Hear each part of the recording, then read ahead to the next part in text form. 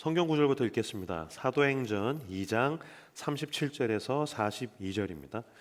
그들이 이 말을 듣고 마음에 찔려 베드로와 다른 사도들에게 물어 이르되 형제들아 우리가 어찌할꼬 하거늘 베드로가 이르되 너희가 회개하여 각각 예수 그리스도의 이름으로 세례를 받고 죄 사함을 받으라.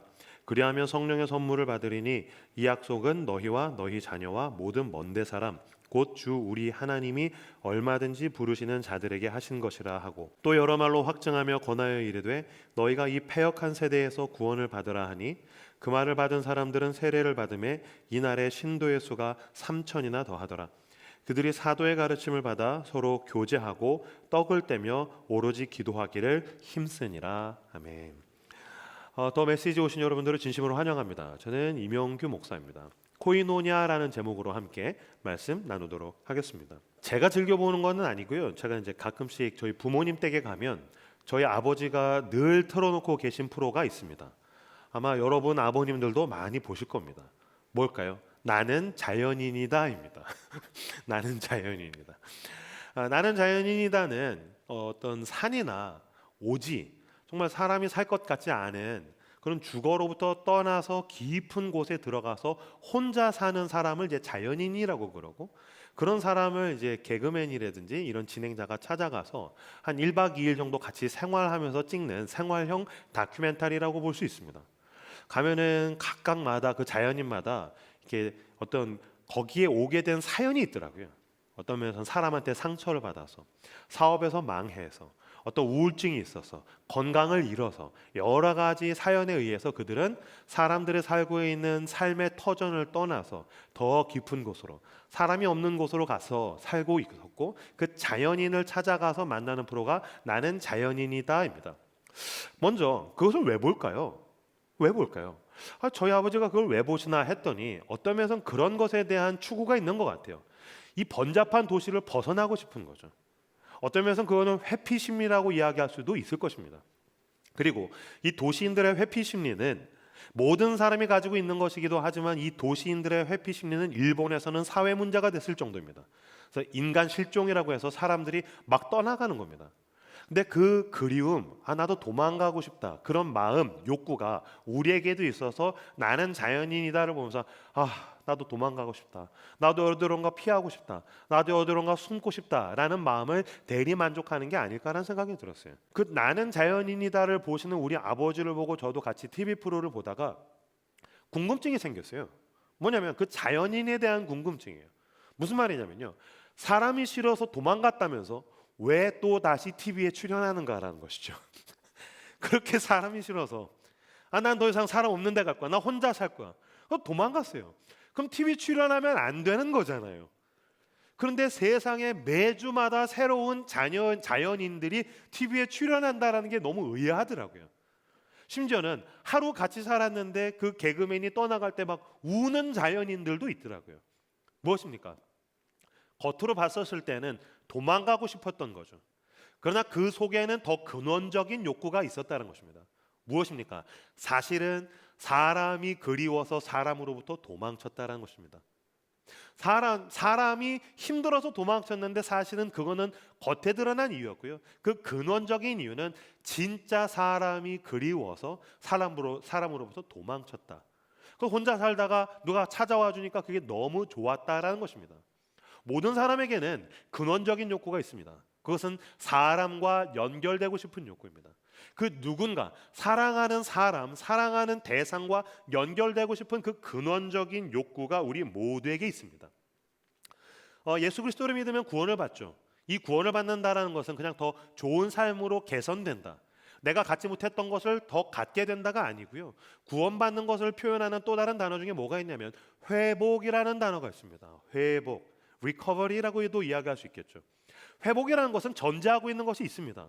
뭐가 상처받고 깨지고 파멸되고 부서졌기 때문에 회복되었다는 것이죠. 무슨 뜻입니까? 하나님께서 창조하신 그 창조의 원형이 있었다는 것입니다.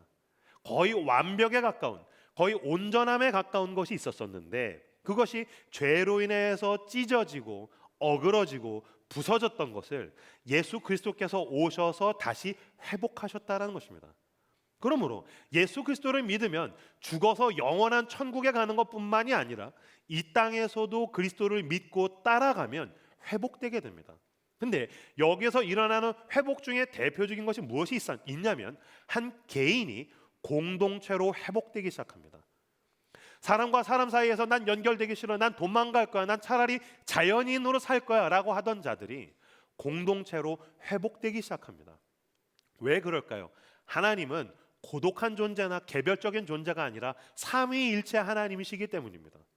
삼위일체란 무슨 뜻입니까? 가장 쉽게 우리가 알아듣기 좋은 방식으로 표현하자면 그분은 공동체적 존재론을 가지고 있다는 것입니다. 성부 아버지 하나님은 성자 아들 예수 그리스도와 다르며 성자 아들 예수 그리스도는 성령과 다릅니다. 성령은 성부와 다르죠. 그러나 그 삼위 하나님은 하나님 안에서 하나이신 하나님이십니다. 그래서 우리는 하나님은 고독하시다 라고, 하나님은 유아독존이다 라고 이야기하지 않고 하나님은 사랑이시다. 하나님은 사랑이시다. 그래서 하나님께서 우리를 창조하신 그 원형대로 우리도 공동체적 존재로 회복되게 되는 것입니다. 그래서 예수를 믿을 때 산에 혼자 가가지고 예수 믿는 사람은 없습니다. 저도 이제 신학교를 나왔는데요, 신학교 입학할 때 교수님들이 묻습니다. 아니, 어떻게 신학교 오게 되었습니까? 그때 산에 가가지고서 기도하고 있는데 하나님이 펑 내가 너를 쓰겠다, 회복시키겠다, 그래서 제가 왔습니다 라고 하면 떨어집니다. 뭐라고 해야 되면 교회에서 신앙생활을 하다가 제가 소명을 발견했습니다.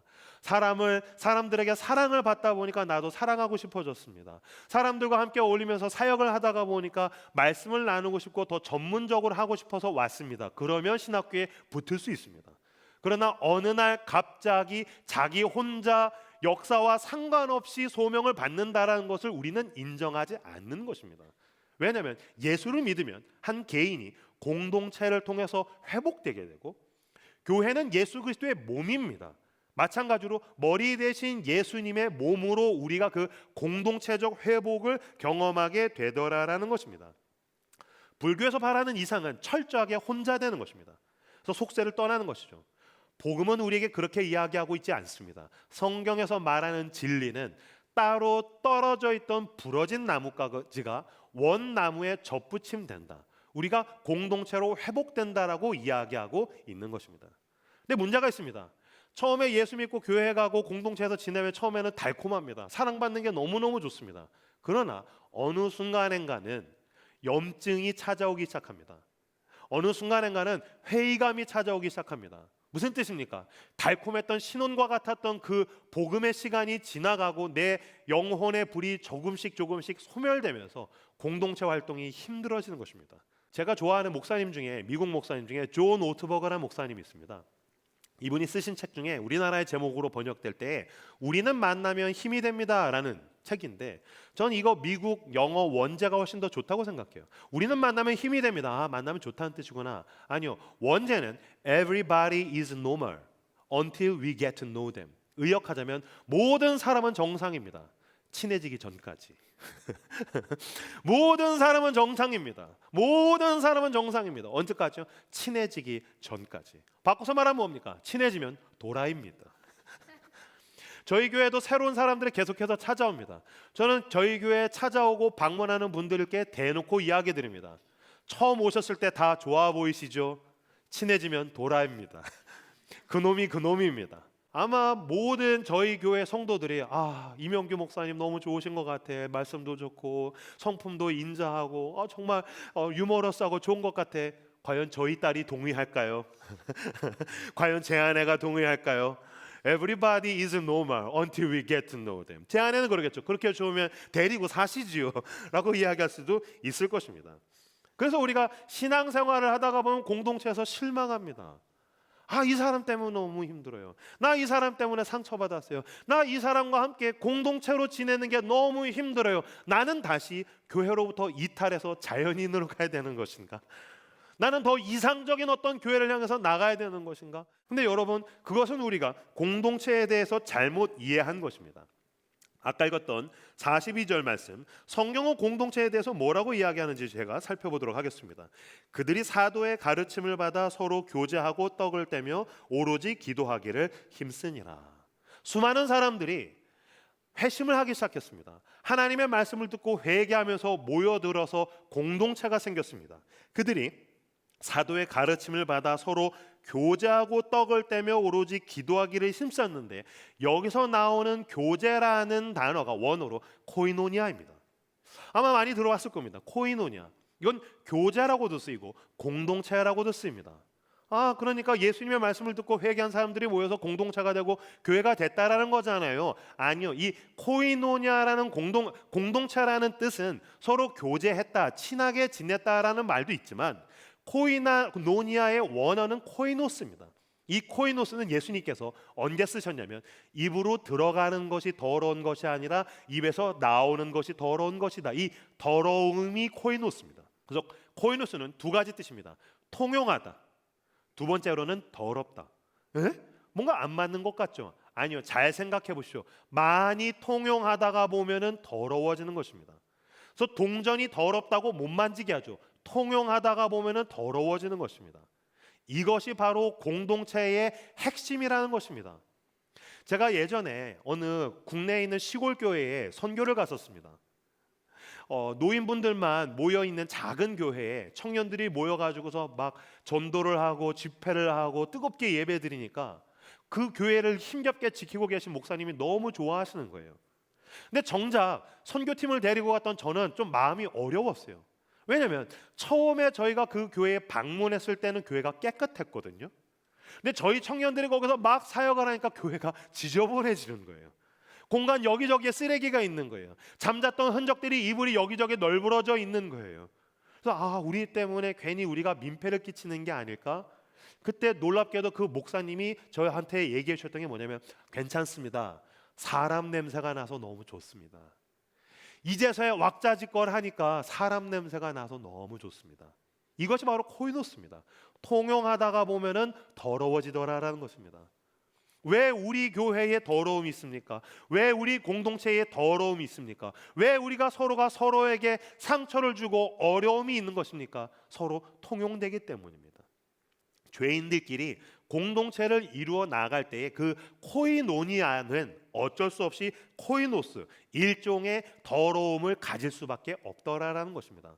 이때 세상은 더러워서 싫다, 나 자연인으로 갈랜다. 이 종교는 더러워서 싫다, 난 속세를 떠날랜다. 아닙니다.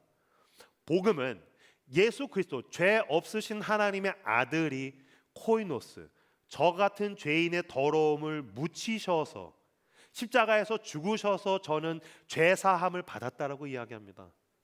그리스도, 죄 없는 하나님의 아들이 십자가 위에서 이명교의 모든 더러움을 뒤집어쓰고 죽으심으로 말미암아 나는 그 은혜로 정결함을 받았습니다.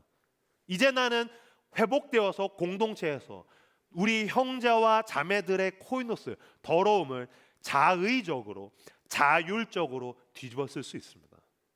난 형제가 더럽다는 걸 알고 있습니다. 괜찮습니다. 나에게 묻히십시오. 난 자매가 더럽다는 것을 알고 있습니다. 괜찮습니다. 와서 나에게 묻히십시오. 그리고 우리가 함께 모두 십자가로 나아갑시다. 그리스도는 우리 모두의 코이노스, 더러움을 정결케 하실 것입니다. 그렇게 서로가 서로의 짐을 나눠지고 서로의 더러움을 서로에게 묻히는 공동체가 바로 코이노니아, 교회라는 것입니다. 그래서 바로 교회가 이 더러운 세상의 유일한 소망이 되는 줄로 믿습니다.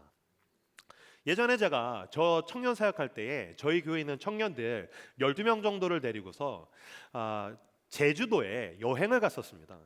그때 자전거 여행을 갔습니다. 그때 저도 30대 중후반이었기 때문에 자전거를 타고서 제주도를 한 바퀴 일주를 하자. 제주도 한 바퀴 돌면 220km입니다. 이거를 5박 6일간 돌기로 했었습니다. 그래서 12명을 뽑아가지고서 형제들, 자매들 같이 자전거를 타고서 막 돌았습니다. 첫째 날 자전거를 타고서 막 가고 있는데 이게 편차가 생기는 거예요. 자전거를 평소에 탔던 형제들은 막 앞서가는 거예요. 근데 자전거를 타보지 못했던 형제나 자매들은 뒤처지는 거예요. 그러면서 앞에 가는 사람들은 못 따라오니까 짜증이 나는 거예요. 이 사람들 때문에 늦게 가야 되니까요. 또 늦게 가는 사람들은 너무 빨리 가니까 안 그래도 힘들어 죽겠는데 따라잡지 못하니까 힘든 거예요. 그래서 서로 간의 반목과 서로 간의 갈등이 점점 커지기 시작하는 거예요. 처음에 제주도에 도착했을 때는 다 활짝 웃었고 해변도로를 발견했을 때도 너무 행복해했는데 저녁이 됐는데 눈빛이 다 세모꼴이 되어 있더라고요. 제가 저녁에 모아놓고서 씻은 다음에 모여서 짧게 예배를 드리면서 제가 설교했었을 때 오늘의 본문으로 설교했었습니다. 그러면서 제가 설교했습니다. 코이노니아는 코이노스야. 서로의 더러움을 묻히는 공동체야. 우리는 자전거 동아리가 아니야. 우리는 자전거 대회를 하는 것이 아니야. 누가 자전거를 빨리 가느냐, 늦게 가느냐가 중요하지 않아. 우리는 자전거를 타고 제주도를 놀지만 더 중요한 것이 있어. 빨리 가는 자와 늦게 가는 자가 서로가 더러움을 서로에게 묻히면서 하나님 나라를 누리게 될 거야. 그러니 빨리 가는 친구들은 늦게 가는 친구들을 밀어주십시오. 늦게 가는 친구들은 쉬는 시간에 빨리 가는 친구들의 어깨를 주물러주고 물 한 잔을 떠다 주십시오. 이런 과정을 통해서 빨리 가는 자들과 늦게 가는 자들이 서로 손을 잡고 우리는 하나님 나라의 공동체, 세상에선 찾아볼 수가 없는 코이노니아가 되게 될 것입니다. 제가 이 설교를 하고 다음날 아침이 됐는데 형제들이 놀라운 기적이 일어났습니다. 자매들의 가방을 자기 뒷자리에다가 싣기 시작했어요. 그리고 쭉 가다가 쉬는 시간이 되면 자매들이 음료수를 사가지고서 형제들에게 나눠주기 시작했어요. 자기들이 할 수 있는 것을 가지고서 도와주기 시작했어요. 그렇게 서로가 서로의 더러움을 묻히고 짐을 나누어 가질 때 우리는 5박 6일 동안 너무나도 행복한 코이노니아를 경험했습니다. 고대 사회에서 코이노니아는 서로 커피를 마시는 사람들의 모임이 아니었습니다. 서로 삼겹살을 먹는 사람들의 모임이 아니었습니다. 서로 요새 유행하는 러닝을 하는 사람들의 크루가 아니었단 말입니다. 유행하는 것들을 함께 따라가는 트렌디한 공동체가 아니었습니다. 두 가지에서 썼었습니다. 부부 그리고 깽단. 공통점이 뭘까요? 함께 살고 함께 죽는 것입니다. 서로가 서로의 더러움을 묻혀주는 코이노니아를 만들어 가시는 저와 여러분들이 다 되시기를 주님의 이름으로 축복합니다. 더러움을 나눈다는 것은 상호 책임성을 의미합니다. 이후로 여러분들이 교회에서 살아가면서 또 사실은 가족도 공동체죠. 여러분들이 속해 있는 그 공동체 가운데 누군가의 더러움을 봤을 때 나 이것 때문에 저 사람 싫어가 아니라 그치 내 더러움을 위해서 예수님이 십자가 짐을 지셨지 내가 당신의 짐을 함께 짊어지겠습니다. 누군가의 더러움과 추악함을 볼 때 아 냄새나 피하고 싶어. 난 더 깨끗하고 근사한 사람들 속에 들어가고 싶어. 이 정과 욕심을 십자가에 못 박고 당신의 더러움을 내게 묻히십시오. 내 모든 더러움을 예수님께서 십자가 위에서 가져가셨기 때문입니다. 서로 상호 책임성을 가지고 함께 살고 함께 죽는 코이노니아를 이 땅에 만들어가는 하나님 나라의 사람들 다 되시기를 주님의 이름으로 축복합니다.